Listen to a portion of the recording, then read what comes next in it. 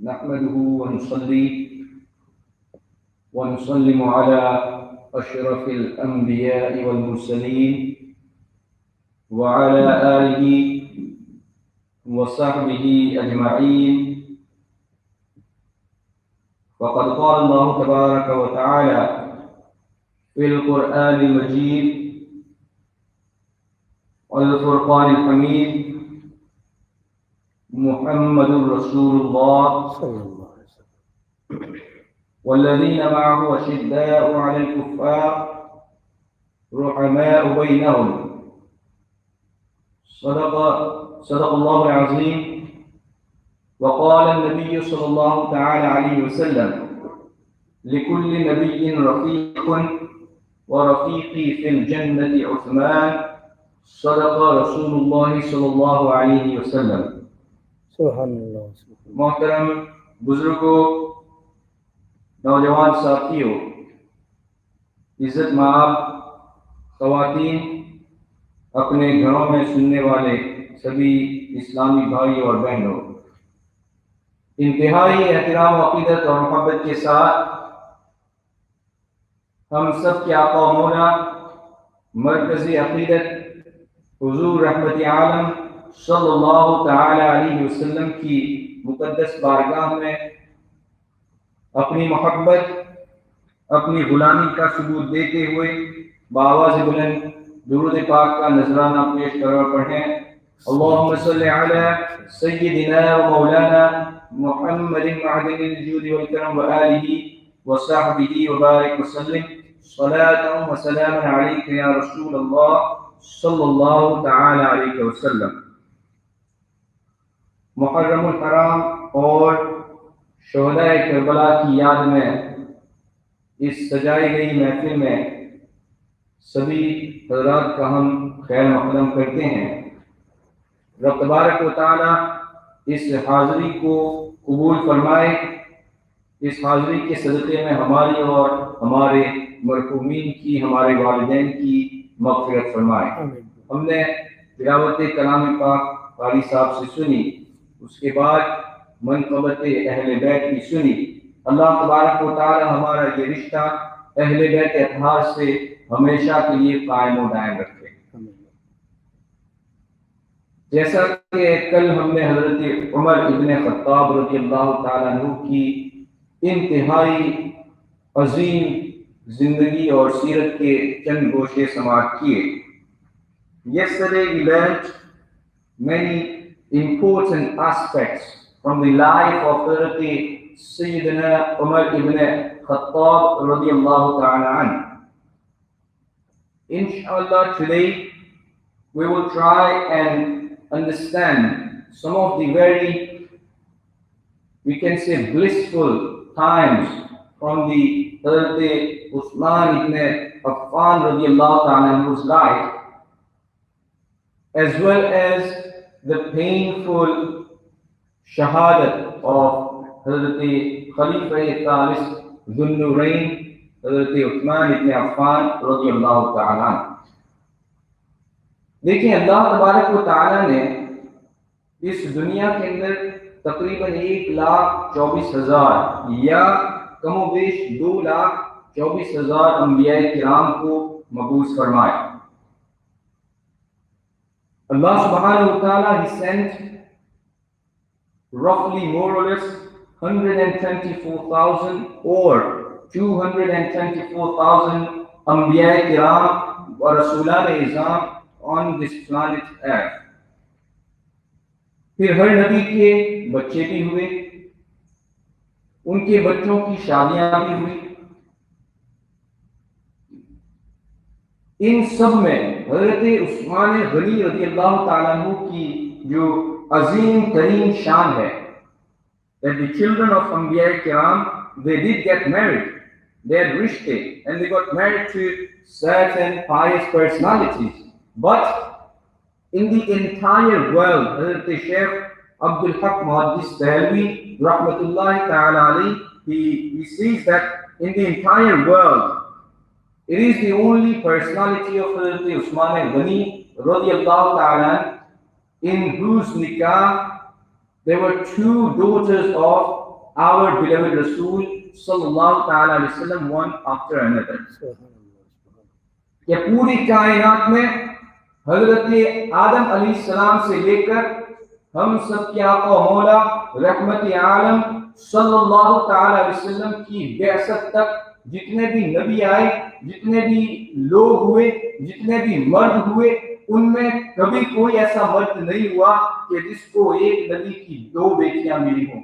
لیکن یہ مقام عثمان ہے کہ اللہ تبارک و تعالیٰ کے رسول بلکہ سارے رسولوں کے سردار، ان کی 2 بیٹیاں اللہ تبارک و تعالیٰ کی طرف سے حضور علیہ السلام نے ان کے نکاح میں ایک کے بعد ایک عطا فرمائی.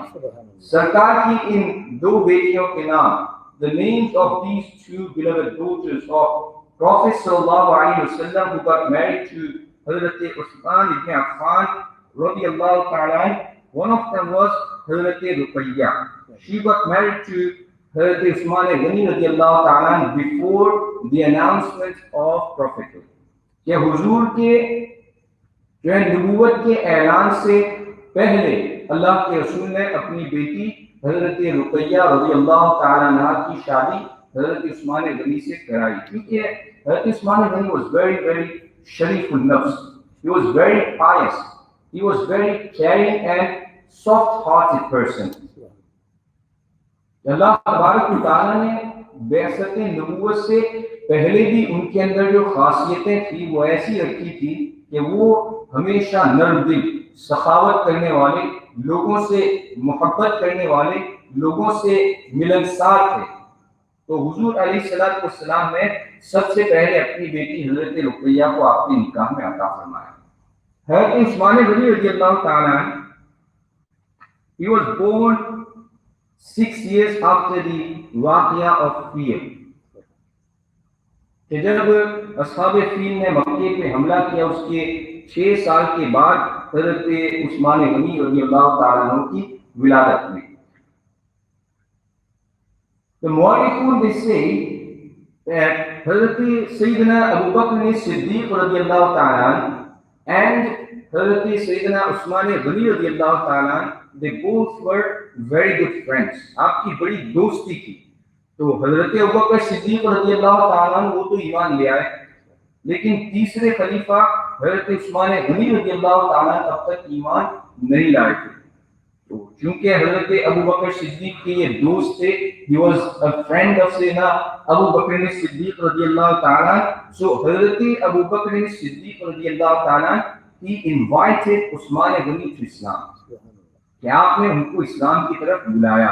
تو بغیر ہچکچاہٹ کے انہوں نے حضرت سیدنا ابوبکر صدیق کی اس انویٹیشن کو ایکسپٹ کر کے اسلام کے دامن میں آپ داخل ہو گئے. پھر کیا تھا کہ اپنی زندگی کے اس دن سے لے کر جب تک آپ کی شہادت ہوئی، آپ نے یہ پورا وقت اللہ و رسول کے دین کی فلاح و بہبودی کے لیے اپنی پوری زندگی کو اس میں لگا دیا.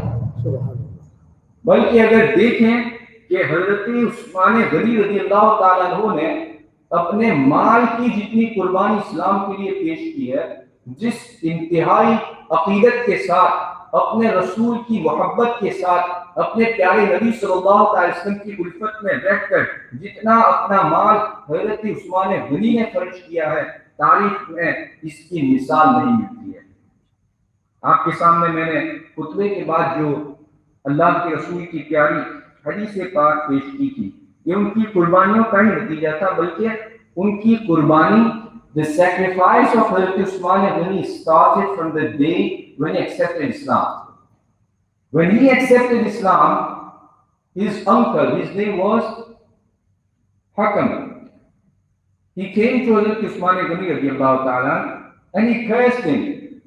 And he said, you have accepted the new religion and you have left the religion of your forefathers. کہ نیا دین تو نے قبول کر لیا، کس طرح سے تو نے یہ ہمت کی؟ پھر اس نے حضرت عثمان غنی رضی اللہ تعالیٰ عنہ کو باندھ دیا، کافی دنوں تک باندھے رکھا. وہ روز آپ سے یہ مطالبہ کرتا تھا کہ یا تو اسلام کو چھوڑ دے یا پھر یہیں پڑا رہے. اللہ اکبر. لیکن حضرت عثمان غنی رضی اللہ تعالیٰ عنہ، انہوں نے جب ایک بار اللہ کے رسول کا دامن تھام لیا، ایک مرتبہ انہوں نے جب مصطفیٰ جان رحمت صلی اللہ تعالیٰ علیہ وسلم کے دامن کو پکڑ لیا تو پھر انہوں نے کہا کہ میری جان تو جا سکتی ہے، میں یہیں مر جاؤں گا، لیکن محمد عربی صلی اللہ تعالیٰ علیہ وسلم کے دین کو میں کبھی نہیں چھوڑ سکتا۔ تو پھر اس کا نتیجہ یہ ہوا کہ ان کا چچا جو ہے وہ عاجز آ گیا، انہوں نے اس میں ان کو چھوڑ دیا۔ تو حضرت عثمان غنی رضی اللہ تعالیٰ عنہ was a very very rich person۔ اللہ تبارک و تعالیٰ نے ان کو بڑی دولت عطا فرمائی تھی۔ So if we look at it, to have the wealth and to be rich, it is not something wrong. It depends how we use our wealth and how we spend our wealth. کہ جب دین کی بات آئے، when it comes to our religion, when it comes to helping people, when it comes to helping those who are in need, at that time if we have something in our heart and our hands are tied, and when it comes to ourselves, when it comes to spending on our family, if that's the case that at that time our hands are open, but helping someone, we cannot do that. That's the kind of wealth and that's the kind of love for dunya that that person is cursed. Allah curses that person. اللہ تبارک و تعالیٰ کبھی بھی کسی بخیل کو پسند نہیں فرماتا ہے۔ یہ جو سخی ہوتا ہے، اللہ کے رسول نے فرمایا کہ وہ لوگوں کے قریب ہوتا ہے، اللہ کے قریب ہوتا ہے، وہ جنت کے قریب ہوتا ہے، اور جو بخیل ہوتا ہے وہ اللہ سے دور ہوتا ہے، لوگوں سے بھی دور ہوتا ہے، جہنم سے قریب ہوتا ہے۔ تو جنت سے قریب ہونا چاہتے ہو تو پھر بخل کو چھوڑو، اللہ کے بندوں کی مدد کرو۔ جہاں کہیں آپ کو ایسا لگے، کوئی ضروری نہیں ہے کہ 1000 پاؤنڈ دے کر مدد کرو، اگر کہیں آپ کو لگتا ہے کہ میرے 5 پاؤنڈ بھی کسی کے کام آ سکتے ہیں تو 5 پاؤنڈ دے کر بھی ان کی مدد کرو۔ یہاں دیکھیں حضرت عثمان غنی رضی اللہ تعالیٰ عنہ کی ذات بابرکت اور کس طرح سے اللہ تبارک و تعالیٰ نے آپ کو جذبہ قربانی اور جذبہ خدمت عطا فرمایا۔ مشکاہ شریف کی حدیث پاک ہے، حضرت عبد الرحمن ابن Khabbab, one of the Sahabi of Rasulullah sallallahu ta'ala alayhi wa sallam, he is the narrator of this hadith. It has been quoted in Mishkat al-Masabi. He says, at the time of Jang Tabuk, that year was known, that army was known as Jaysh al-Usra. Jaysh al-Usra اس لیے اس کو کہا جاتا تھا کہ in that year there was a drought in Madinah al-Munawwara and around Madinah al-Munawwara. The difficulty was such that people were eating leaves from the tree to survive. At that time, Prophet ﷺ, he had to prepare an army. We could imagine if we are preparing an army, it takes a lot of effort, it takes a lot of money, it takes a lot of goods to send them. At that time, Abdul Rahman ibn Khabbab says that Prophet ﷺ invited Sahaba in Masjid Nabawi. The Sahaba gathered. Prophet ﷺ encouraged each and every Sahabi that who will present their wealth for the sake of Allah subhanahu wa ta'ala and for the Jaysh al-Usra. Sahaba stood up, and then it comes to Hazrat Usman Ghani. Hazrat Usman Ghani radiyallahu ta'ala anhu, he stands up and says that, Ya Rasulullah sallallahu alayhi wa sallam, I will give 100 camels with loaded everything on them for the sake of Allah and His Rasul sallallahu ta'ala alayhi wa sallam. Prophet sallallahu alayhi wa sallam again encourages Sahaba. Hazrat Usman Ghani radiyallahu ta'ala anhu stands up again, and likewise he keeps increasing until he says that, Ya Rasulullah sallallahu alayhi wa sallam, I will give 300 camels fully loaded for the sake of Allah and His Rasul sallallahu ta'ala alayhi wa sallam. Subhanallah. This was the time when people were scared to give anything to anyone. ایسا وقت تھا کہ جب لوگوں کو خود اپنی جان کی پڑی ہوئی تھی۔ ایسے وقت میں حضرت عثمان غنی رضی اللہ تعالیٰ عنہ نے اللہ کے رسول صلی اللہ تعالیٰ علیہ وسلم کی بارگاہ میں اس طرح سے اپنی قربانی کو پیش کیا۔ تو جانتے ہیں اس قربانی کا بدلہ پھر کیا ملا؟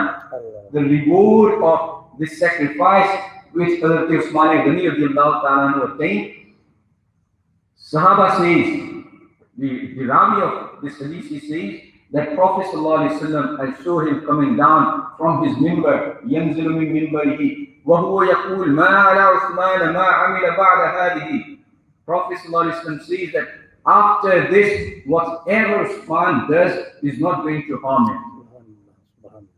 इनकी कुर्बानी ऐसी है कि आज के बाद ये जो भी करें इन्हें कोई नुकसान नहीं पहुंचेगा. मुफस्सिरीन says that the meaning of the quote and the saying of Prophet sallallahu alaihi wasallam is that Usman's this action is sufficient for him to elevate his maqam and his martaba in the court of Allah subhanahu wa ta'ala. कि अल्लाह के नजदीक उस्मान का ये काम, इस कुर्बानी को देना उनके मकाम और मर्तबे की बुलंदी के लिए काफी है. इन्हें नवाफिल की अब जरूरत नहीं. अल्लाहु Akbar. This is one of the occasions. Maujam में कभी हज़रत सैयदना अबू हुरैरा रज़ियल्लाहु ताला अन्हु, very famous narration, वो फरमाते हैं कि जब मदीने में लोग मक्के से हिजरत करके पहुंचे तो जाहिर सी बात है कि मदीने के भी मुसलमान वहां थे, फिर मक्के के मुसलमान वहां पे पहुंचे तो मुसलमानों की तादाद काफी बढ़ गई.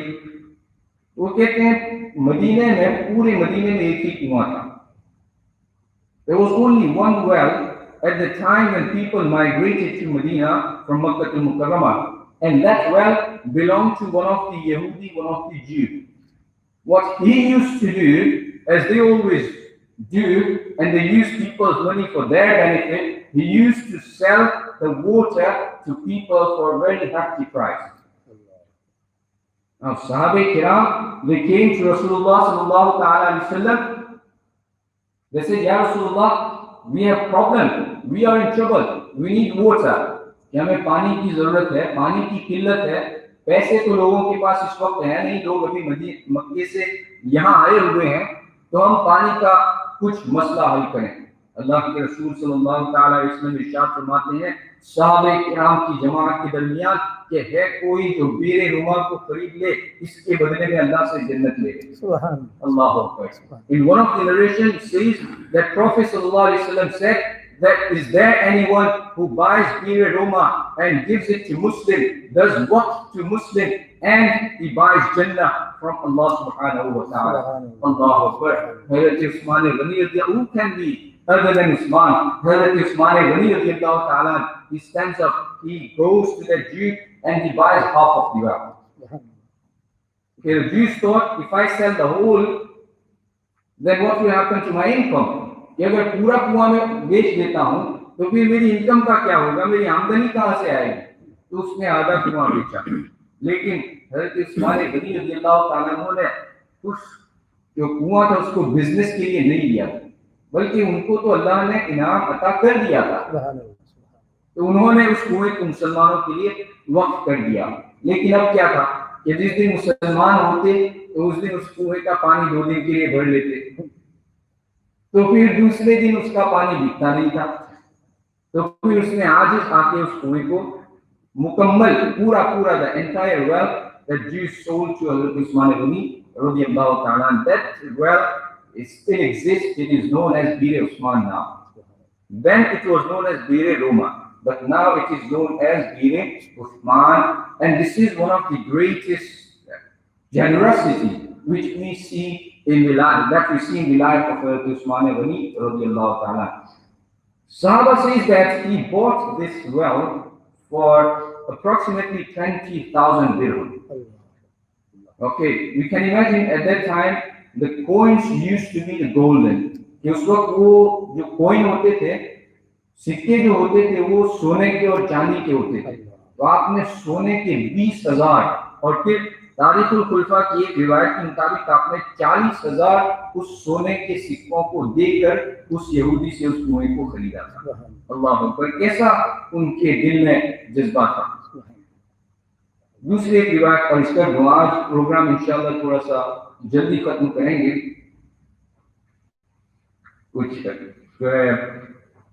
कुछ मामला हैं जिसकी वजह से आज मुझे जल्दी खत्म करना है. بخاری شریف کی اور مسلم شریف، بخاری اور مسلم دونوں میں اس روایت کو ذکر کیا گیا ہے. حضرت ابو موسیٰ اشعری رضی اللہ تعالیٰ, one of the very prominent and one of the very senior Sahabi of Prophet sallallahu alaihi wasallam, he says that one day I was in one of the gardens of Madinatul Munawwara sitting with Rasulullah sallallahu alaihi wasallam. We could imagine کہ جب ہم garden میں جاتے ہیں تو ویسے ہی کتنا مزہ آتا ہے. یہ صحابی حضرت ابو موسیٰ اشعری رضی اللہ تعالیٰ عنہ کہتے ہیں کہ ہم باغ میں سرکار کے ساتھ بیٹھے ہوئے.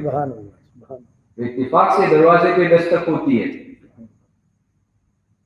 کوئی ہے جو آنے کی اجازت چاہتا ہے. There is someone who wants to come in, wants the permission from Rasulullah sallallahu alaihi wasallam to come in. What happened next? Prophet sallallahu alaihi wasallam says to Abu Musa, he says, Abu Musa, go, iftah lahu wa bashirhu bil jannah. Abu Musa, جاؤ دروازہ کھولو اور جو بھی ہے اس کو جنت کی خوشخبری دے دو.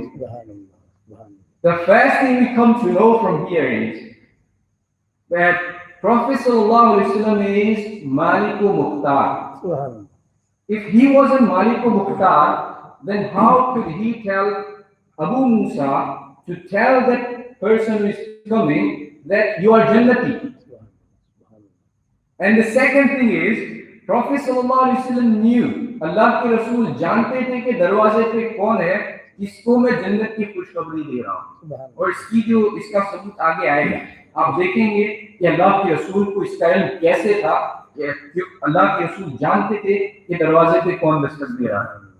ابو موسیٰ کہتے ہیں کہ میں گیا, دروازہ کھولا تو دیکھتا ہوں ابو بکر آ رہے ہیں. میں نے ان کو اللہ کے رسول صلی اللہ علیہ وسلم کی جو خوشخبری تھی, بشارت تھی, وہ ان کو دی. وہ بڑے خوش ہو گئے, اللہ کا شکر ادا کیا.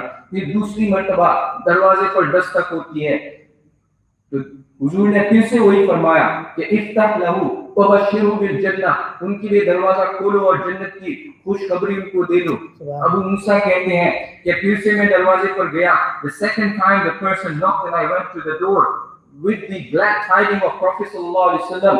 That person was none other than Hazrat Sayyidina Umar ibn Khattab radiyallahu ta'ala. وہ بھی آتے ہیں, سرکار کی خوشخبری میں ان کو سناتا ہوں, بڑے خوش ہو جاتے ہیں. اللہ کا حمد, اللہ کا شکر اور اس کی حمد بجا لاتے ہیں. پھر کہتے ہیں کہ جب تیسری مرتبہ دستک ہوئی, when there was knock third times on the door, Prophet sallallahu alaihi wasallam said to me, iftah lahu wa bashirhu bil jannah. But with these words, Prophet sallallahu alaihi wasallam added some other words. اللہ کے رسول نے ان الفاظ کے ساتھ کچھ مزید الفاظ کو ملایا. تو یہ جو ہے اس بنیاد پہ میں کہہ رہا ہوں کہ اللہ کے رسول جانتے تھے بغیر دیکھے کہ دروازے کے پیچھے کون ہے. کہ حضور نے فرمایا کہ افتح لہو وبشرہ بالجنہ علی بلوى تصیبہ. ابو موسیٰ تم دروازے پہ جاؤ, اس بندے کو جو دروازے پہ ہے اس کو خوشخبری بھی دو اس بدلے میں کہ جو مصیبتیں ان کو پہنچیں گی. اللہ. So the knowledge of Prophet sallallahu alaihi wasallam, it is not limited when it comes to our understanding and our comprehension. اللہ تبارک و تعالیٰ نے اپنے نبی کو بے انتہا علم عطا فرمایا ہے جب انسانوں کی بات آتی ہے کہ وَعَلَّمَكَ مَا لَمْ تَكُنْ تَعْلَمْ. اے محبوب, جو کچھ آپ نہیں جانتے تھے سب کا علم ہم نے آپ کو عطا فرما دیا. کہ اللہ کے رسول نے دیکھا کہ دروازے کے پیچھے عثمان ہے, ابو موسیٰ جائے گا, عثمان کو اس خوشخبری کو دے گا, اس کے ساتھ ساتھ مستقبل میں ان کے ساتھ کیا ہوگا, مصیبت پیش آئے گی, اس مصیبت کے اوپر ان کو اللہ جانتے ہیں. حضرت عثمان غنی رضی اللہ تعالیٰ عنہ نے اس کے جواب میں کیا کہا. In the reply to Prophet sallallahu alaihi wasallam's glad tidings and the news that Prophet gave about the future, he said, Allahul Musta'an. جب ہم پر مصیبتیں آتی ہیں تو ہم ہر قسم کی شکایتیں کرتے ہیں. جب ہم پر چھوٹی سی بھی مصیبت آتی ہے تو ہم اللہ سے معاذ اللہ اس کی شکایتیں کرتے ہیں. جب مصیبتیں ہم پر آتی ہیں تو ہم جو کچھ بھی بن پڑتا ہے وہ ہم اپنی زبان سے نکالتے ہیں. لیکن اللہ کے صحابی تھے, اللہ کے رسول کے صحابی تھے, وہ صحابی حضرت ابو موسیٰ سے کہتے ہیں اللہ المستعان, اللہ تبارک و تعالیٰ میری استعانت مدد کرنے والا. تو حضور نے حضرت عثمان غنی کے مصائب، ان کی تکالیف کا پہلے ہی جو ہے اس کے حوالے سے خبر دے دی تھی. ایک روایت آپ کے سامنے میں عرض کر دوں. حضرت مولا کائنات علی کرم اللہ تعالی وجہہ الکریم وہ اس کے راوی ہیں. تاریخ الخلفاء میں روایت موجود ہے. وہ خود کہتے ہیں کہ میں نے اللہ کے رسول صلی اللہ تعالی علیہ وسلم کو سنا کہ وہ عثمان غنی رضی اللہ تعالیٰ عنہ سے ارشاد فرما رہے تھے. Prophet صلی اللہ علیہ وسلم was telling عثمان غنی کہ عثمان اگر میری 40 بیٹیاں ہوتی تو ساری بیٹیوں کو ایک کے بعد ایک تمہارے نکاح میں دے دیتا یہاں تک کہ پھر کوئی بیٹی نہ بچتی. اللہ اکبر. And both of the daughters of Prophet صلی اللہ علیہ وسلم, the first one حضرت رقیہ رضی اللہ تعالیٰ عنہ and the second one حضرت کلثوم رضی اللہ تعالیٰ عنہ, they both passed away. The first حضرت Ruqaiya passed away at the day when the جنگ بدر was conquered by Muslims. کہ جس دن جنگ بدر کی فتح اللہ تبارک و تعالیٰ نے اپنے پیارے نبی کو عطا فرمائی, اسی وقت جب قاصد خبر لے کر آیا خوشخبری مدینے میں, تو اس وقت مدینے والے حضرت رقیہ رضی اللہ تعالیٰ عنہ کو دفن کر رہے تھے. اسی وجہ سے حضرت عثمان غنی رضی اللہ تعالیٰ عنہ وہ جو ہے بدر میں شریک نہیں ہو پائے, کیونکہ آپ کی اہلیہ بیمار تھی اور حضور نے ان کو ان کے ساتھ رہنے کا حکم فرمایا. لیکن عظیم بات یہ ہے کہ بدر میں شریک نہ ہونے کے باوجود, even though he did not participate in Badr, he is counted as one of the Badriyin. And the reason is it was the command of Prophet sallallahu alaihi wasallam for Hazrat Usman Ghani radiyallahu ta'ala anhu to stay behind and look after his wife Hazrat Ruqayyah radiyallahu ta'ala. آپ پیچھے رہے. پھر جب مال غنیمت آیا تو اللہ کے رسول صلی اللہ تعالی وسلم نے جتنے بھی بدری صحابہ تھے جو شریک ہوئے ان سب کے ساتھ حضرت عثمان غنی رضی اللہ تعالیٰ عنہ کا بھی حصہ, ان کا بھی شیئر مال غنیمت میں رکھا. تو اس سے ثابت ہوتا ہے کہ وہ بدریین میں تھے. تو صحابہ کرام کی جو ترتیب اہل سنت و جماعت کے نزدیک ہے وہ یہ ہے کہ پہلے خلفائے راشدین, پھر سارے صحابہ میں سب سے عظیم ترین جو ہیں وہ صحابہ ہیں جو بدر میں شریک ہوئے. The companions who participated in Badr, they are the greatest after these Khulafai Rashidin, four Khulafa of Prophet sallallahu alaihi wasallam. اعلی حضرت نے بہت ہی بہترین انداز میں یوں فرمایا کہ نور کی سرکار سے پایا دوشالہ نور کا, ہو مبارک تم کو ذوالنورین جوڑا نور کا. آپ کی خلافت, اللہ تبارک و تعالیٰ نے آپ کی خلافت کے درمیان بہت سی فتوحات عطا فرمائی. ایران کے وہ شہر جو فتح نہیں ہوئے تھے حضرت عمر کے زمانے میں ان کو بھی فتح کیا گیا. باقی خاص طور پر جو ہے افریقہ کو آپ کے زمانے میں فتح کیا گیا. The African continent, it was conquered in the time of Hazrat Usman Ghani radiyallahu ta'ala, as well as Spain. Some of the cities of Spain, they were conquered in the time of Hazrat Usman Ghani radiyallahu ta'ala. And the first time Muslims, they took their army on the ships. کہ دریائی جہازوں میں پہلی مرتبہ in the history of Islam اگر کسی نے وہ army بھیجی ہے تو وہ حضرت عثمان غنی رضی اللہ تعالیٰ عنہ کی خلافت کا زمانہ تھا, جس میں حضرت امیر معاویہ کو انہوں نے لیڈر بنا کر آرمی تیار کر کے قبرص پہ حملہ کروایا تھا اور وہ فاتح ہوئے تھے. تو بہت سی فتوحات آپ کے زمانے میں ہوئی. پہلے 6 سال بے انتہا خوشحالی کے تھے. حضرت عثمان غنی رضی اللہ تعالیٰ because he was very kind, he was very soft hearted, تو پہلے 6 سال انتہائی خوشحالی کے تھے. لوگوں نے آپ کی خلافت کو بہت سراہا, آپ سے بہت محبت کا اظہار کیا. لیکن آخری جو 6 سال تھے, the last 6 years of his خلافت of 12 years, the last 6, they were very difficult.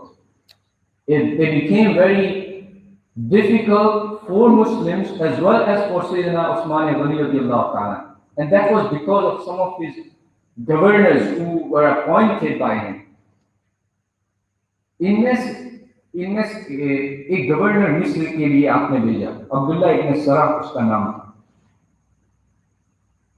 तो मिस्र में जब उसको भेजा तो बहुत सी ऐसी बातें अपनी तरफ से उसने करना शुरू की जिसकी इजाजत हजरत उस्मान गनी रज़ियल्लाहु ताला अन्हु ने अता नहीं फरमाई थी।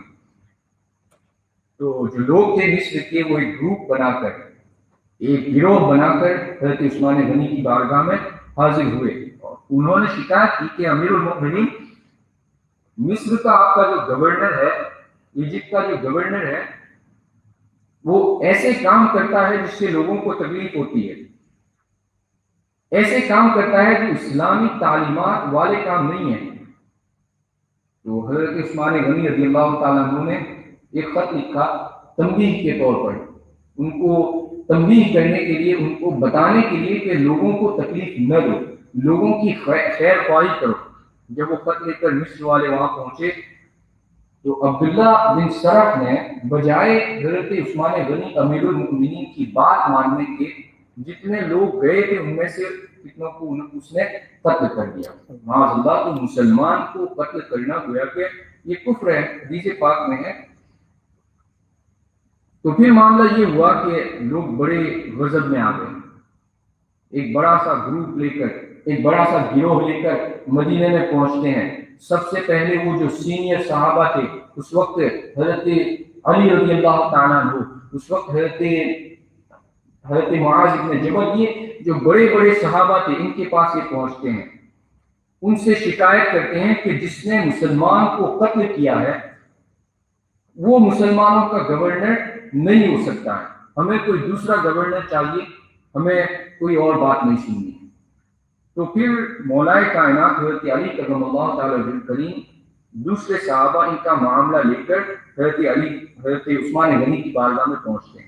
वो कहते हैं कि अमीरुल मोमिनीन, इनकी बात ठीक है कि अब्दुल्ला इब्न सराह ने जो काम किया है वो गलत काम किया है। हज़रत उस्मान गनी राजी होते हैं। वो कहते हैं कि आप जिसको भी मुंतखब करें, whoever you choose, उसको आप अपना नायब बना लें, उसको आप अपना गवर्नर बना लें। तो उन्होंने हजरत अबू बकर सिद्दीक रज़ियल्लाहु ताला अन्हु के बेटे मोहम्मद इब्न अबू बकर को मुंतखब किया। उनको जब मुंतखब किया, उन्होंने खुद ही चुना, उनको लेकर वो जाने लगे। मिस्र के रास्ते में जाते वक्त उन्होंने एक हबशी गुलाम को देखा कि बड़ी तेजी के साथ ऊंटनी पर सवार होकर वो जा रहा है। उसको पकड़ा, उसके पास से खत मिला। उस खत के अंदर ये लिखा था अब्दुल्ला इब्न सरा को, जितने भी लोग यहाँ से आ रहे हैं, इंक्लूडिंग मोहम्मद इब्न अबू बकर, जब ये वहां पहुंचे मिस्र में तो किसी बहाने से उनको कत्ल कर दिया। इस खत के नीचे जुल्म ये कि इस खत के अंदर जो मोहर लगी थी वो मोहर हजरत उस्मान गनी रज़ियल्लाहु ताला अन्हु की थी। अब जाहिर सी बात है कि मामला बड़ा संगीन हो गया था कि गुलाम हजरत उस्मान गनी का, खत हजरत उस्मान गनी का, जिस बंदे को चुनकर मोहम्मद इब्न अबू बकर को वहां मिस्र का गवर्नर बनाया जा रहा है, वो हुक्म भी हजरत उस्मान गनी का। तो ये सारे लोग बिल्कुल गुस्से में आकर फिर से मदीने की तरफ जाते हैं। इनमें से कुछ बलवाइयों ने हजरत उस्मान गनी के घर का जो है मुहासरा कर लिया, आपके घर को घेर लिया। हर तरफ से उन्होंने आपके घर को घेरने के बाद कुछ लोग पहुंचते हैं, जितने भी इस वक्त बड़े सहाबा थे उनको जमा करते हैं, उनको कहते हैं कि ये खत देखो, ये गुलाम देखो, उसकी मुक्ति देखो। हजरत मौलाए कायनात वो भी इस वक्त मौजूद थे, सहाबा को लेकर हजरत उस्मान गनी के पास पहुंचते हैं। हजरत उस्मान गनी रज़ियल्लाहु ताला अन्हु से वो पूछते हैं कि ये गुलाम आपका है? हजरत उस्मान गनी फरमाते हैं कि ये गुलाम मेरा है। फिर वो पूछते हैं ये ऊँटनी आपकी है? वो कहते हैं ये ऊँटनी भी मेरी है। फिर पूछते हैं ये खत आपका है?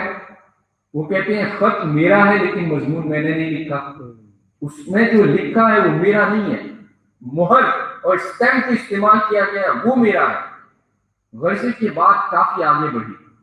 फिर हजरत उस्मान गनी ने सहाबा के सामने कसम खाई अल्लाह की कि अल्लाह की कसम ये सब कुछ मेरा है लेकिन खत में जो लिखा हुआ है वो मेरा नहीं। जब उन्होंने कसम खाई तो حضرت علی اور صحابہ کو یقین ہو گیا کہ یہ حضرت عثمان غنی کا معاملہ نہیں ہے بلکہ کسی نے اس میں شرارت کی ہے۔ مورخین لکھتے ہیں کہ اس کے پیچھے ممکن ہے کہ شرارت کرنے والا وہ مروان ہو جو حضرت عثمان غنی رضی اللہ تعالیٰ عنہ کا خادم تھا۔